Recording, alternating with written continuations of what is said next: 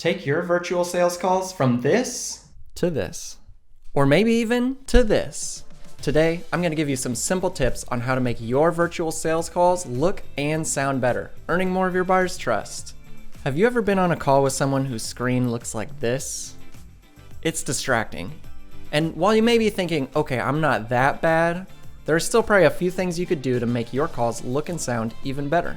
First and foremost is lighting. Now, you don't have to be a recording genius to know that you need your face well lit. There are a lot of different lighting options out there that can help with this, but one of the best is actually absolutely free. It's a window. I'm actually using only window light right now. I'm standing in front of a large window and it has a nice soft light hitting my face and no weird shadows, and it's distraction free and it looks good. Having the window in front of you will have the light evenly hit your face, no strange shadows that are distracting. You can see both eyeballs. We're connecting with each other right now.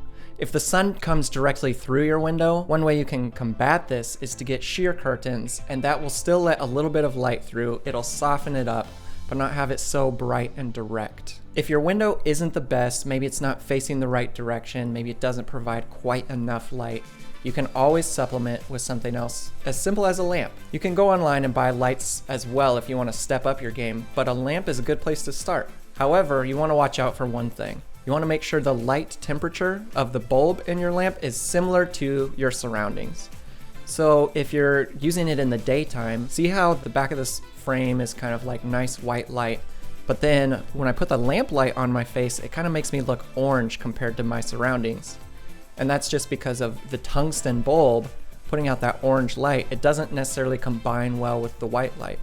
Is it the end of the world? No, but it is gonna look a lot better if you can swap that out for a white colored light that's similar to the surroundings. And same rules go here. We wanna be able to see your eyes, so put that light directly behind and above your webcam so that your whole face is lit up well. We can see both eyes.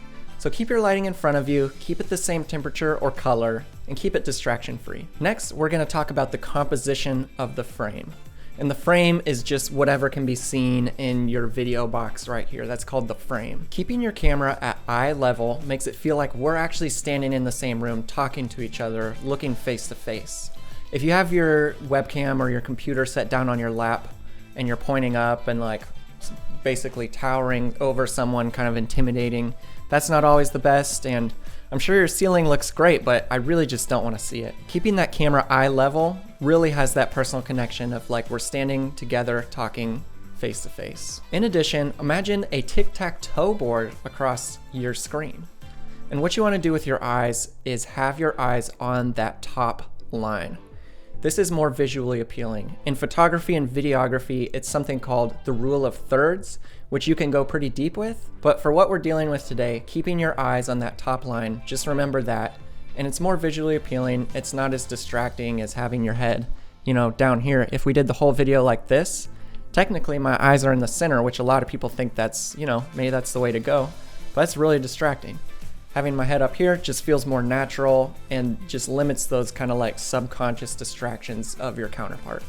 You can back up from your camera and stay at that eye line, and you may have to adjust your camera a little bit or your own angle, and you can even get closer, but just keep your eyes on that line. Yeah, maybe don't get too close though, that's a little weird. Another tip is less about the looks and all about the sound. It might be a good idea to invest in a nice USB microphone. I'm actually using one right now.